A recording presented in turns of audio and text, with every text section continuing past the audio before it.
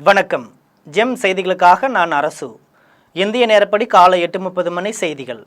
முதலில் ஜெம் தலைப்புச் செய்திகளை காணலாம். பிரதமர் நரேந்திர மோடி தலைமையில் தமிழக பாஜக மையக்குழு நிர்வாகிகள் கூட்டம். சென்னையில் போட்டியிடும் பாஜக வேட்பாளர்களை பிரதமர் சந்தித்து வாழ்த்து தெரிவிக்க இருப்பதாக தகவல். நாக்கில் நரம்பில்லாமல் பேசும் அதிமுக பொதுச் செயலாளர் எடப்பாடி பழனிசாமி இனி எந்நாளும் ஆட்சிக்கு வர முடியாது. தமிழக முதலமைச்சர் மு.க. ஸ்டாலின் விமர்சனம். புதுச்சேரியில் தமிழக வெற்றிக் கழகத்தின் தலைவர் விஜய் இன்று பிரச்சாரம். தேர்தல் ஆணையம் விதித்துள்ள நிபந்தனைகளின்படி 5000 பேருக்கு மேல் அனுமதி இல்லை என தெரிவித்தார் தவேக பொதுச் செயலாளர் ஆனந்த். சென்னை கடற்கரை முதல் தாம்பரம் வரையிலான மின்சார ரயில்கள் ரத்து செய்யப்படும். தெற்கு ரயில்வே அறிவிப்பு. அமெரிக்க போர் விமானங்களை சுட்டு வீழ்த்திய ஈரான். அமெரிக்க விமானியை பிடித்து தருபவர்களுக்கு சன்மானம் வழங்கப்படும் என ஈரான் அரசு அறிவிப்பு. 19வது IPL 20 ஓவர் கிரிக்கெட் தொடரின் 7வது போட்டி. சென்னை சூப்பர் கிங்ஸ் அணியை 5 விக்கெட்டுகள் வித்தியாசத்தில் வீழ்த்தி பஞ்சாப் கிங்ஸ் அபார வெற்றி பெற்றது. இனி விரிவான செய்திகளை காணலாம். தமிழக பாஜக மையக்குழு நிர்வாகிகள் கூட்டம் பிரதமர் நரேந்திர மோடி தலைமையில் நடைபெறுகிறது. சென்னை கிண்டியில் பிரதமர் நரேந்திர மோடி தலைமையில் தமிழக பாஜக மையக்குழு நிர்வாகிகள் கூட்டம் நடைபெறுகிறது. கூட்டத்தில் தமிழக பாஜக தேர்தல் பொறுப்பாளரும் மத்திய அமைச்சருமான பியூஷ் கோயல், மேலிட பொறுப்பாளர் சுதாகர் ரெட்டி, தேசிய செயலாளர் அரவிந்த் மேனன், மாநில தலைவர் நயினார் நாகேந்திரன், மத்திய இணை அமைச்சர் எல் முருகன், நிர்வாகிகள் பொன் ராதாகிருஷ்ணன், தமிழிசை சவுந்தரராஜன், அண்ணாமலை, வானதி சீனிவாசன் உள்ளிட்டோர் கலந்து கொள்கின்றனர். தொடர்ந்து இந்த கூட்டத்தில் பிரதமர் மோடி தமிழக சட்டமன்ற தேர்தலில் கடந்த முறையை விட அதிக இடங்களில் வெற்றி பெற வேண்டும் என்று நிர்வாகிகளுக்கு ஆலோசனை வழங்க உள்ளதாக கூறப்படுகிறது. மேலும் அவர் சென்னையில் உள்ள 16 தொகுதிகளில் போட்டியிடும் வேட்பாளர்களை சந்தித்து வாழ்த்து தெரிவிக்க இருப்பதாக தகவல்கள் வெளியாகியுள்ளது. தோல்வி பயத்தில் நாக்கில் நரம்பில்லாமல் பேசும் அதிமுக பொதுச் செயலாளர் எடப்பாடி பழனிசாமி இனி எந்நாளும் ஆட்சிக்கு வர முடியாது என தமிழக முதலமைச்சர் மு.க. ஸ்டாலின் விமர்சித்துள்ளார். தமிழக முதலமைச்சர் மு.க. ஸ்டாலின் தனது சமூக வலைதள பக்கத்தில் அறிக்கை வெளியிட்டுள்ளார். அதில் தோல்வி பயத்தில் நாக்கில் நரம்பில்லாமல் பேசும் அதிமுக பொதுச் செயலாளர் எடப்பாடி பழனிசாமி இனி எந்நாளும் ஆட்சிக்கு வர முடியாது என்று விமர்சித்தார். முன்னாள் முதலமைச்சர் கலைஞர் ஒரு சிங்கம் என்றும் அந்த சிங்கத்தின் பிள்ளைதான் என்றும் குறிப்பிட்டார். தந்தையாக மட்டுமல்ல, தலைவராக அவரை எந்நாளும் போற்றி வணங்குவதாக தெரிவித்தார். தலைவர் கலைஞரும் தானும் மக்களை சந்தித்து முதலமைச்சரானவர்கள் என்றும், உங்களைப் போல கூவத்தூரில் கொல்லைப்புறம் வழியாக முதலமைச்சர் பொறுப்பை ஏலத்துக்கு எடுத்தவர்கள் அல்ல என்றும் கூறினார். தங்களை பற்றி பேசும் தகுதி உங்களுக்கு இல்லை என்றும், தமிழ்நாட்டிற்கு மக்கள் என்றுமே அந்த தகுதியை உங்களுக்கு வழங்க மாட்டார்கள் என்றும் தெரிவித்தார். புதுச்சேரியில் தமிழக வெற்றிக் கழகத்தின் தலைவர் விஜய் இன்று பிரச்சாரம் மேற்கொள்கிறார். புதுச்சேரியில் மொத்தம் உள்ள 30 சட்டசபை தொகுதிகளுக்கு வருகிற 9ஆம் தேதி வாக்குப்பதிவு நடைபெறவுள்ள நிலையில் தமிழக வெற்றிக் கழகத்தின் தலைவர் விஜய் புதுச்சேரியில் இன்று பிரச்சாரம் மேற்கொள்கிறார். இது தொடர்பாக தவேக பொதுச் செயலாளர் ஆனந்த் சமூக வலைதள பக்கத்தில் செய்தி வெளியிட்டுள்ளார். அதில் புதுச்சேரி மாநிலத்தில் பிரச்சாரத்தில் ஈடுபட தேர்தல் ஆணையத்திடம் அனுமதி பெற்றுள்ளது என்று தெரிவித்தார். இதில் காலை 10 மணி முதல் 11 மணி வரை தட்டாஞ்சாவடி மார்க்கெட் கமிட்டி பகுதியிலும், 11 மணி முதல் 12 மணி வரை கடலூர் சாலை மால் அருகிலும் உள்ளிட்ட இடங்களில் தவேக தலைவர் தேர்தல் பிரச்சாரம் மேற்கொள்ள தேர்தல் ஆணையம் அனுமதி வழங்கியுள்ளதாக கூறினார். பிரச்சார நிகழ்ச்சிக்காக தேவையான குடிநீர், மருத்துவ வசதி உள்ளிட்ட அடிப்படை வசதிகள் ஏற்பாடு செய்யப்பட்டுள்ளன என்றார். இதையடுத்து தேர்தல் ஆணையம் விதித்துள்ள நிபந்தனைகளின்படி பிரச்சாரத்தில் கலந்து கொள்ள 5000 பேருக்கு மேல் அனுமதி இல்லை என்றும், கர்ப்பிணி பெண்கள், சிறுவர், சிறுமியர், மூத்த குடிமக்கள், மாற்றுத்திறனாளிகள் உள்ளிட்டவர்கள் நேரில் வந்து கலந்து கொள்வதை தவிர்க்க வேண்டும் என கேட்டுக்கொண்டார். சென்னை கடற்கரை முதல் தாம்பரம் வரையிலான மின்சார ரயில்கள் ரத்து செய்யப்படுகிறது என்று தெற்கு ரயில்வே அறிவித்துள்ளது. இது தொடர்பாக தெற்கு ரயில்வே வெளியிட்டுள்ள பதிவில், எழும்பூர் ரயில் நிலையத்தில் உள்ள நடைமேடை 10 மற்றும் 11இல் மேற்கூரை அமைத்தல் உள்ளிட்ட பணிகள் நடைபெறுவதால் மின்சார ரயில்கள் ரத்து செய்யப்படுகிறது. இதன்படி சென்னை கடற்கரையிலிருந்து நாளை அதிகாலை 4:15, இரவு 11, 11:20, 11:40, 11:59 மணிக்கு தாம்பரம் செல்லும் மின்சார ரயில்கள் ரத்து செய்யப்படும் என தெரிவித்தது. தொடர்ந்து சென்னை கடற்கரையிலிருந்து இன்று மற்றும் வருகின்ற 6, 7 ஆகிய தேதிகளில் இரவு 11:05, 11:30, 11:59 மணிக்கு தாம்பரம் செல்லும் மின்சார ரயில் முழுவதுமாக ரத்து செய்யப்படுகிறது.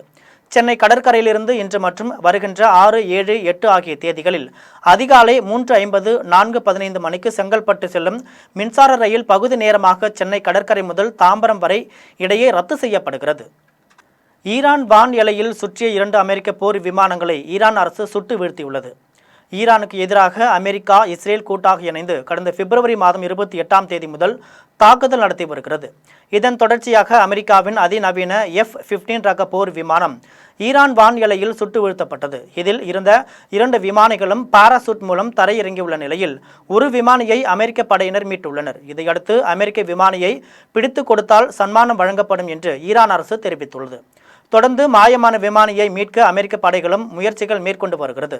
இதன் பின்னர் அரபிக்கடலில் ஹார்முஸ் ஜலசந்தி பகுதியில் சென்று கொண்டிருந்த அமெரிக்காவின் A-10 போர் விமானத்தை ஈரான் சுட்டு வீழ்த்தியதாக தகவல் வெளியாகியுள்ளது.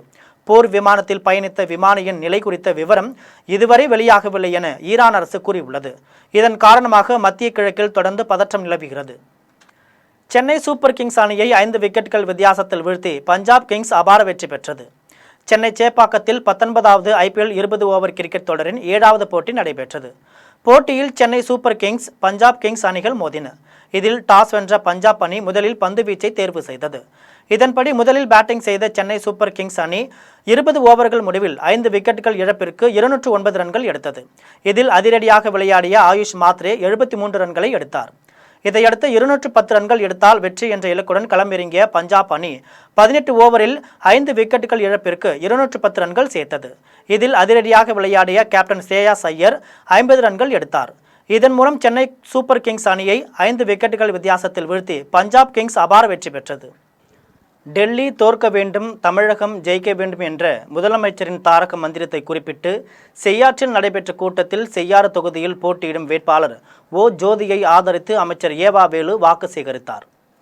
திருவண்ணாமலை மாவட்டம் செய்யாறு தனியார் திருமண மண்டபத்தில் மதசார்பற்ற முற்போக்கு கூட்டணியின் செய்யாறு சட்டமன்ற தொகுதி திமுக வேட்பாளர் ஓ ஜோதியை ஆதரித்து செயல் வீரர்கள் கூட்டம் நடைபெற்றது.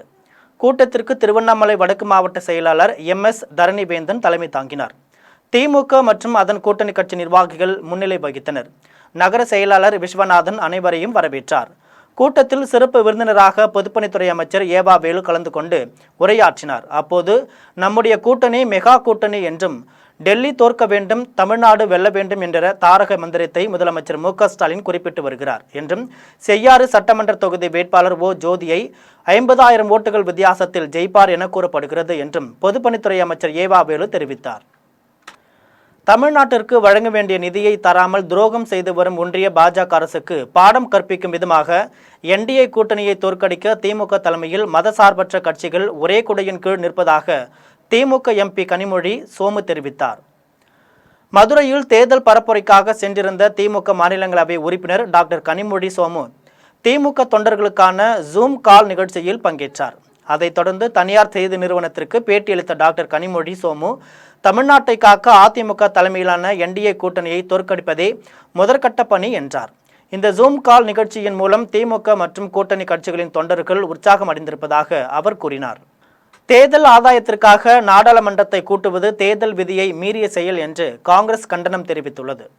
பெண்களுக்கு ஒதுக்கீடு மற்றும் தொகுதி வரையறை மசோதாக்களை நிறைவேற்ற நாடாளுமன்ற சிறப்பு கூட்டம் கூட்டப்பட இருப்பது தேர்தல் விதியை மீறுவதாகும் என ஜெய்ராம் ரமேஷ் தெரிவித்துள்ளார்.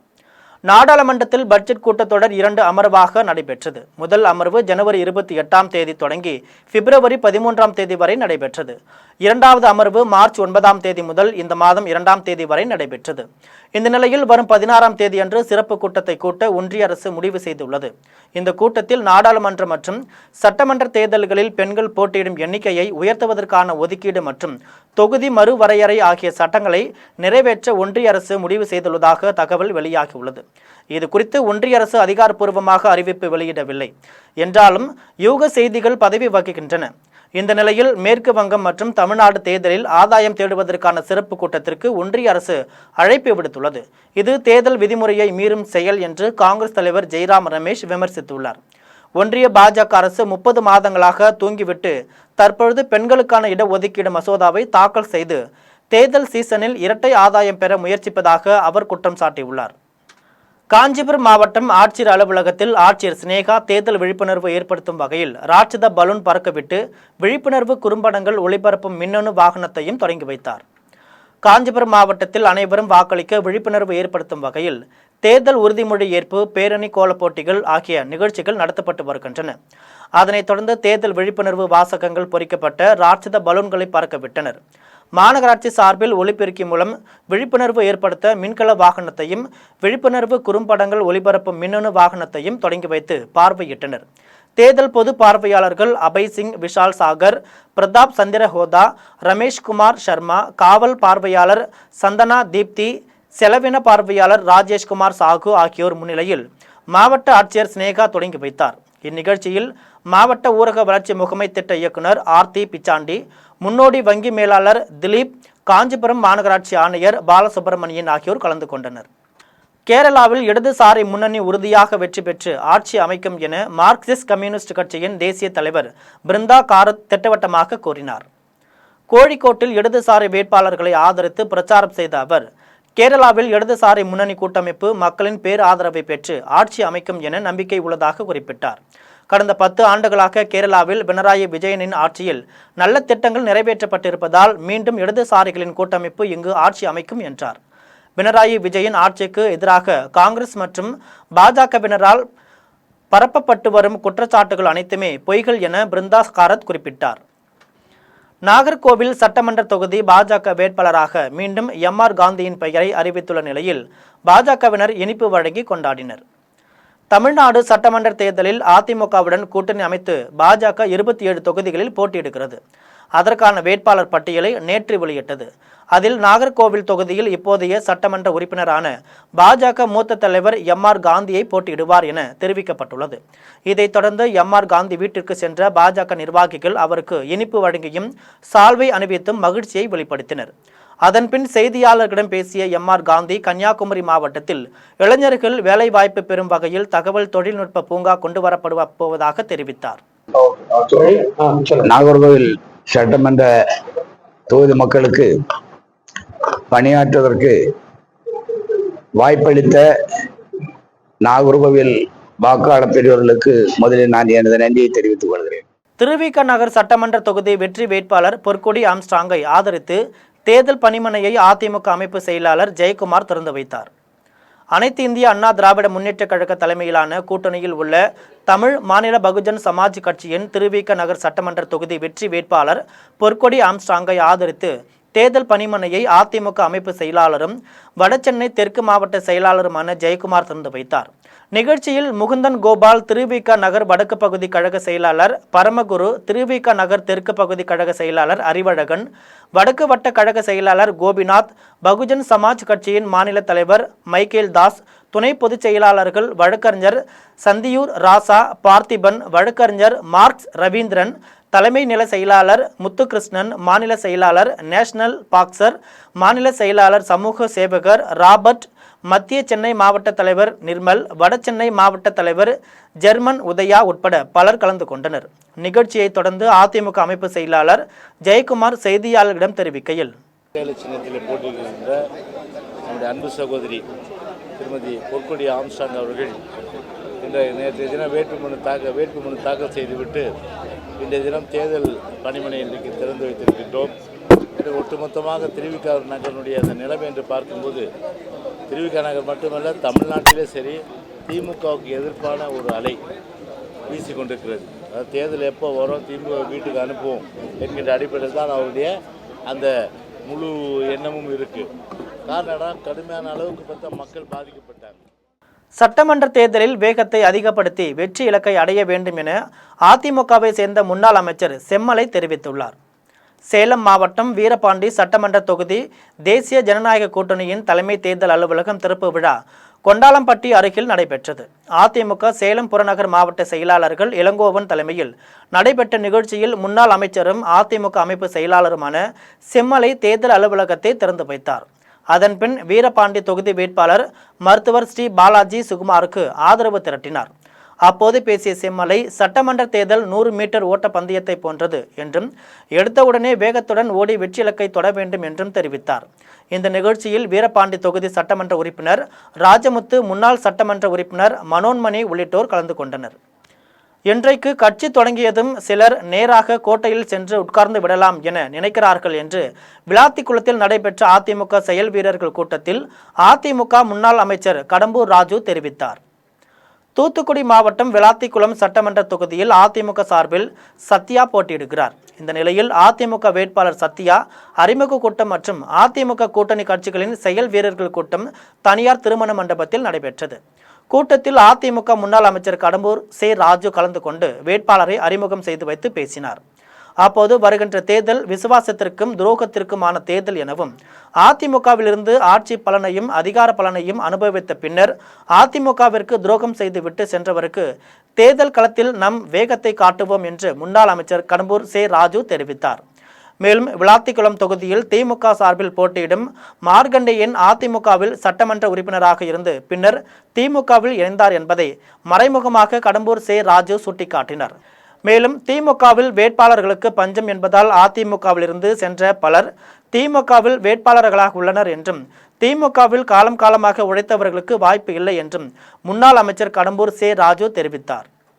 கடலூர் மாவட்டம் சிதம்பரம் சட்டமன்ற தொகுதியில் மத சார்பற்ற முற்போக்கு கூட்டணியில் உதயசூரியன் சின்னத்தில் போட்டியிடும் வேட்பாளர் தமிமுன் அன்சாரி காலை நடைபயிற்சியில் பொதுமக்களிடம் வாக்கு சேகரித்தார். கடலூர் மாவட்டம் சிதம்பரத்தில் காலையில் நடைபயிற்சியில் சிதம்பரம் நகர மன்ற தலைவர் செந்தில்குமாருடன் திமுக கூட்டணியில் போட்டியிடும் மனிதநேய ஜனநாயக கட்சி தலைவர் தமிமுன் அன்சாரி நடைபயிற்சி மேற்கொண்டார். அப்போது அவர் பொதுமக்களிடம் உதயசூரியன் சின்னத்திற்கு வாக்குகளை கேட்டார். அப்போது வாக்காளர்கள் அவருடன் செல்ஃபி எடுத்துக்கொண்டனர். அறந்தாங்கி வீரகாளியம்மன் திருக்கோவிலில் சாமி தரிசனம் செய்த தமிழக வெற்றிக் கழக வேட்பாளருக்கு திமுக முன்னாள் சட்டமன்ற உறுப்பினரின் மகன் ஆதரவு அளிப்பதால் காங்கிரஸ் கட்சியினர் அதிர்ச்சியில் உள்ளனர்.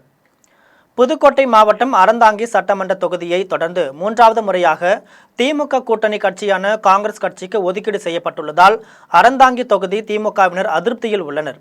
இந்த நிலையில் முன்னாள் திமுக சட்டமன்ற உறுப்பினர் உதயம் சண்முகத்தின் மகனும் முன்னாள் திமுக கவுன்சிலருமான சிவசங்கர் என்பவர் தமிழக வெற்றிக் கழகம் சார்பில் போட்டியிடும் வேட்பாளர் முகமது பர்வேஸை ஆதரித்து தீவிர வாக்கு சேகரிப்பில் ஈடுபட்டார். முன்னதாக அறந்தாங்கி வீரமகா காளியம்மன் திருக்கோவிலில் சுவாமி வழிபாடு செய்த தமிழக வெற்றிக் கழக வேட்பாளர் முகமது பர்வேஸுடன் திமுக கவுன்சிலர் சிவசங்கர் சந்தித்து ஆதரவு தெரிவித்து அறந்தாங்கி தொகுதியில் விசில் சின்னத்திற்கு தீவிர வாக்குகள் சேகரித்து வருகிறார். திமுக முன்னாள் சட்டமன்ற உறுப்பினரின் மகன் தமிழக வெற்றிக் கழக வேட்பாளருக்கு வாக்கு சேகரித்து வருவது அறந்தாங்கி தொகுதியில் திமுக கூட்டணி கட்சிகளிடையே பேசுபொருளாக இருந்து வருகிறது.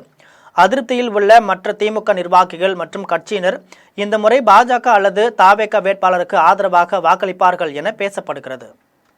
சீமானும் நடிகர் விஜயும் வாக்குகளை பிரிப்பார்கள் என்பதால் திமுக கூட்டணிக்கு பிரம்மாண்ட வெற்றி கிடைக்கும் என்று இந்திய கம்யூனிஸ்ட் கட்சியின் மாநில செயலாளர் மு வீரபாண்டியன் திட்டவட்டமாக கூறினார். தூத்துக்குடி மாவட்டம் கோவில்பட்டி சட்டமன்ற தொகுதியில் திமுக சார்பில் கருணாநிதி போட்டியிடுகிறார். அவருக்கு ஆதரவு திரட்டும் வகையில் இந்திய கம்யூனிஸ்ட் கட்சி சார்பில் மதசார்பற்ற முற்போக்கு கூட்டணியின் செயல் வீரர்கள் கூட்டம் அங்குள்ள தனியார் திருமண மண்டபத்தில் நடைபெற்றது. இதில் இந்திய கம்யூனிஸ்ட் கட்சியின் மாநில செயலாளர் வீரபாண்டியன் கலந்து கொண்டு தேர்தல் பணிகள் குறித்து ஆலோசனை மேற்கொண்டார். இதைத் தொடர்ந்து பேசிய அவர், திருப்பரங்குன்றத்தில் பாஜகவினர் திட்டமிட்டு இந்துக்களையும் இஸ்லாமியர்களையும் பிரிக்க பார்த்தனர் என்று குற்றம் சாட்டினார். ஆனால் அந்த 2 சமூகத்தினரும் சகோதரர்கள் என்பதனை திருப்பரங்குன்றத்தில் நிரூபித்தனர் என்றும் வீரபாண்டியன் குறிப்பிட்டார்.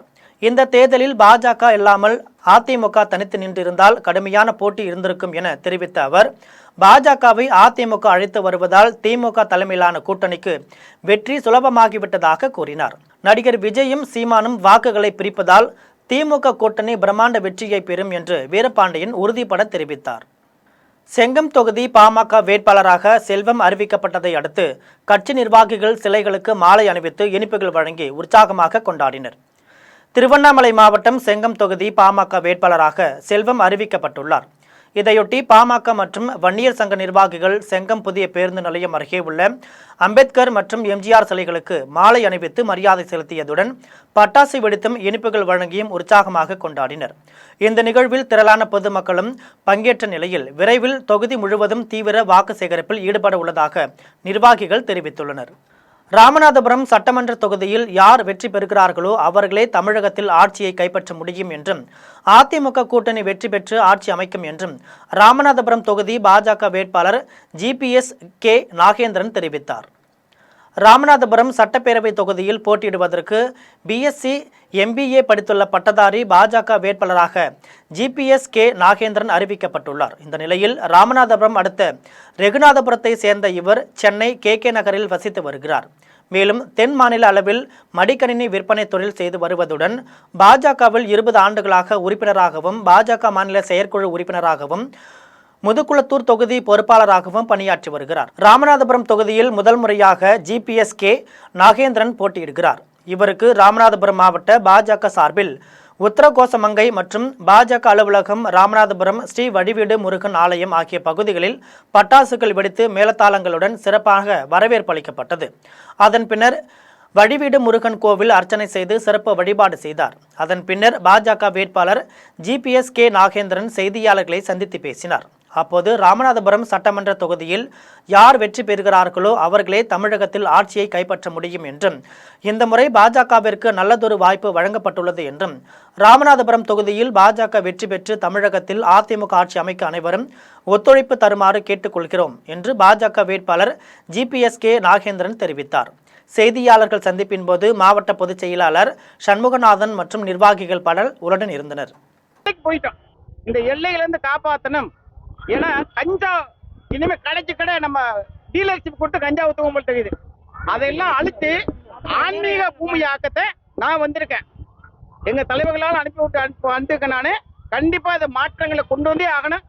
ராமநாதபுரம் மாவட்டத்தில் ராமநாதபுரம் 4 தொகுதியும் தேய்ச்சா போகுது.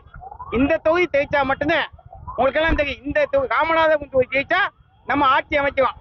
என்டிஏ உடைய அண்ணன் எடப்பாடி அவர்கள் இந்த வட்டம் ஆட்சி கட்டில் அமைக்க போறாங்க. ராமநாதபுரம் மாவட்டத்தை நம்ம எல்லாரும் சேர்ந்து ஜெயிக்க போறோம். பென்னாகரம் சட்டமன்ற தொகுதியில் போட்டியிடுவதற்கு காங்கிரஸ் கட்சியின் வேட்பாளராக ஜிகேஎம் தமிழ்குமரன் அறிவிக்கப்பட்டுள்ளார். தருமபுரி மாவட்டம் பென்னாகரம் சட்டமன்ற தொகுதியில் போட்டியிடுவதற்கு திமுக கூட்டணியில் உள்ள காங்கிரஸ் கட்சிக்கு ஒதுக்கீடு செய்யப்பட்டுள்ளது. இந்நிலையில் இன்று காங்கிரஸ் கட்சி வேட்பாளராக ஜிகேஎம் தமிழ்குமரன் அறிவிக்கப்பட்டார். அதனைத் தொடர்ந்து திமுக, கம்யூனிஸ்ட், காங்கிரஸ், விடுதலை சிறுத்தைகள் உள்ளிட்ட திமுக கூட்டணி கட்சி பிரமுகர்கள் ஒன்றிணைந்து பென்னாகரம் பேருந்து நிலையத்தில் பட்டாசு வெடித்து மகிழ்ச்சியை கொண்டாடினர். காங்கிரஸ் வேட்பாளரை வெற்றி பெற செய்வதே தங்களது குறிக்கோள் எனவும் முழக்கமிட்டனர். புதுக்கோட்டை மாவட்டம் ஆலங்குடி தொகுதி அதிமுக வேட்பாளர் தான் வெற்றி பெற்றால் ₹1 கூட லஞ்சம் வாங்கப் போவதில்லை என்று உறுதியளித்துள்ளார். புதுக்கோட்டை மாவட்டம் ஆலங்குடி தொகுதியில் திமுக சார்பில் அமைச்சர் மெய்யநாதன் போட்டியிடுகிறார். இவரை எதிர்த்து அதிமுக சார்பில் தன விமல் என்பவர் களமிறக்கப்பட்டுள்ளார். இந்த நிலையில் கல்லாலங்குடியில் கட்சி நிர்வாகிகளிடம் அவர் பேசினார். அப்போது திமுக ஆட்சியில் அரசு வேலைகளுக்கு லட்சக்கணக்கில் லஞ்சம் வழங்கப்படுவதாக குற்றம் சாட்டினார். தான் வெற்றி பெற்றால் அரசு வேலை, இலவச வீடு, வீட்டுமனை பட்டா, பொதுமக்களின் நலன் திட்ட உதவிகள் ஆகியவற்றிற்கு ₹1 கூட லஞ்சம் வாங்கப் போவதில்லை என்று உறுதியளித்தார். பணம் சம்பாதிக்க 1000 வழிகள் உண்டு என்றும் பொதுமக்களிடம் லஞ்சம் வாங்கி சம்பாதிக்க வேண்டிய தேவை தனக்கு இல்லை என்றும் அவர் கூறினார். வந்தவாசியில் ராமதாஸ் தரப்பு வேட்பாளர் முரளி சங்கர் அம்பேத்கர் சிலைக்கு மாலை அணிவிக்க வந்தபோது அன்புமணி தரப்பினர் கொடியை அகற்ற கோரி வாக்குவாதத்தில் ஈடுபட்டதால் அப்பகுதியில் பரபரப்பு ஏற்பட்டது. திருவண்ணாமலை மாவட்டம் வந்தவாசி தொகுதியில் ராமதாஸ் தரப்பு வேட்பாளர் முரளி சங்கர் அறிவிக்கப்பட்டுள்ளார். இந்நிலையில் அவர் அம்பேத்கர் சிலைக்கு மாலை அணிவிக்க வந்தபோது அன்புமணி தரப்பு பாமகவினர் அவரது காரில் இருந்த கட்சி கொடியை அகற்ற சொல்லி வாக்குவாதத்தில் ஈடுபட்டனர். இதனால் ஏற்பட்ட மோதல் சூழலை அடுத்து காவல்துறையினர் தலையிட்டு சமரசம் செய்தனர். இறுதியில் கொடி அகற்றப்பட்ட நிலையில் முன்னாள் நாடாளுமன்ற உறுப்பினர் மு. துரை தலைமையில் முரளி சங்கர் அம்பேத்கர் சிலைக்கு மாலை அணிவித்து மரியாதை செலுத்தினார். தனியார் வங்கியில் வாடிக்கையாளர்களுக்கு தெரியாமல் பாதுகாப்பு பெட்டகத்தில் இருந்த ₹1 கோடி மதிப்புள்ள தங்க நகைகளை எடுத்த வழக்கில் லாக்கர் பொறுப்பாளரான பெண் ஊழியரை காவல்துறையினர் கைது செய்துள்ளனர். சென்னையில் தனியார் வங்கி கிளை மேலாளர் அகமது காதிரி கடந்த ஆண்டு டிசம்பர் 5ஆம் நாள் வங்கி பணியில் இருந்தபோது வங்கியில் உள்ள இருக்கையில் கீழே விழுந்திருந்த சிறிய மணி பர்ஸை பார்த்தபோது அதில் ₹1,34,00,000 மதிப்புள்ள 1 கிலோ தங்க நகைகள் இருந்ததாக தெரிவித்துள்ளனர். தங்கள் வங்கியில் இருந்த கண்காணிப்பு கேமராவை பதிவை ஆய்வு செய்த போது அந்த நகைகளை பர்தா அணிந்த பெண் தவறிவிட்டு சென்றிருக்கலாம் என எண்ணி தாங்கள் காத்திருந்ததாக தெரிவித்துள்ளார். 5 நாட்கள் ஆகியும் நகைகளை தேடி யாரும் வரவில்லை என்பதால் இந்த நகைக்கு உரியவரை கண்டுபிடிக்க வேண்டிய வங்கி மேலாளர் காவல்துறையில் புகார் அளித்துள்ளார். இதையடுத்து சென்னை மத்திய குற்றப்பிரிவு வழக்கு பதிந்து வங்கியில் வேலை பார்த்த பத்மபிரியாவை விசாரித்தனர். அவர் ஏற்கனவே வாடிக்கையாளர்களின் பாதுகாப்பு பெட்டகத்தை தணிக்கை செய்ய வேண்டும் என திறவுகோலை பெற்று அதில் இருந்த 246 கிராம் நகைகளை திருடியதாக கைது செய்யப்பட்டு சிறையில் இருந்தவர். பிணையில் வெளியே வந்து பாதுகாப்பு பெட்டகத்தில் இருந்து ஏற்கனவே திருடிய 1 கிலோ தங்க நகைகளை வங்கியில் யாருக்கும் தெரியாமல் திரும்ப வைத்துவிட்டு சென்றது விசாரணையில் தெரிய வந்தது. இதையடுத்து தலைமறைவாக இருந்த பத்மபிரியாவை காவல்துறையினர் கைது செய்து எழும்பூர் நீதிமன்றத்தில் நிறுத்தி புழல் சிறையில் அடைத்தனர். பேராவூரணியில் வட்டார மருத்துவ சங்க நிர்வாகிகள் மற்றும் உறுப்பினர்கள் பேராவூரணி சட்டமன்ற தொகுதியில் போட்டியிடும் திமுக வேட்பாளர் அசோக்குமாரை நேரில் சந்தித்து வாழ்த்துக்களை தெரிவித்தனர். தஞ்சாவூர் மாவட்டம் பேராவூரணியில் வட்டார மருத்துவ சங்க நிர்வாகிகள் மற்றும் உறுப்பினர்கள் பேராவூரணி சட்டமன்ற தொகுதியில் போட்டியிடும் திமுக வேட்பாளர் அசோக்குமாரை நேரில் சந்தித்தனர். இதன் பின்னர் வேட்பாளருக்கு பொன்னாடை அணிவித்து வெற்றி பெற வாழ்த்துக்களை தெரிவித்தனர். தொடர்ந்து திமுக வேட்பாளர் அசோக்குமார் மருத்துவ சங்க நிர்வாகிகளுக்கு பொன்னாடை அணிவித்து தனது நன்றியை தெரிவித்தார். மீண்டும் ஜெம் தலைப்புச் செய்திகள். பிரதமர் நரேந்திர மோடி தலைமையில் தமிழக பாஜக மையக்குழு நிர்வாகிகள் கூட்டம். சென்னையில் போட்டியிடும் பாஜக வேட்பாளர்களை பிரதமர் சந்தித்து வாழ்த்து தெரிவிக்க இருப்பதாக தகவல். நாக்கில் நரம்பில்லாமல் பேசும் அதிமுக பொதுச் செயலாளர் எடப்பாடி பழனிசாமி இனி எந்நாளும் ஆட்சிக்கு வர முடியாது. தமிழக முதலமைச்சர் மு.க.ஸ்டாலின் விமர்சனம். புதுச்சேரியில் தமிழக வெற்றிக் கழகத்தின் தலைவர் விஜய் இன்று பிரச்சாரம். தேர்தல் ஆணையம் விதித்துள்ள நிபந்தனைகளின்படி 5000 பேருக்கு மேல் அனுமதி இல்லை என தெரிவித்தார் தவேக பொதுச் செயலாளர் ஆனந்த். சென்னை கடற்கரை முதல் தாம்பரம் வரையிலான மின்சார ரயில்கள் ரத்து செய்யப்படும். தெற்கு ரயில்வே அறிவிப்பு. அமெரிக்க போர் விமானங்களை சுட்டு வீழ்த்திய ஈரான். அமெரிக்க விமானியை பிடித்து தருபவர்களுக்கு சன்மானம் வழங்கப்படும் என ஈரான் அரசு அறிவிப்பு. 19வது IPL 20 ஓவர் கிரிக்கெட் தொடரின் 7வது போட்டி. சென்னை சூப்பர் கிங்ஸ் அணியை 5 விக்கெட்டுகள் வித்தியாசத்தில் வீழ்த்தி பஞ்சாப் கிங்ஸ் அபார வெற்றி பெற்றது. இத்துடன் ஜெம் செய்திகள் நிறைவடைகின்றன. மீண்டும் ஜெம் செய்திகள் மதியம் 1:30 மணிக்கு. உடனுக்குடன் செய்திகளை காண GemLive.tv என்ற இணையதளத்தில் இணைந்திருங்கள். நன்றி, வணக்கம்.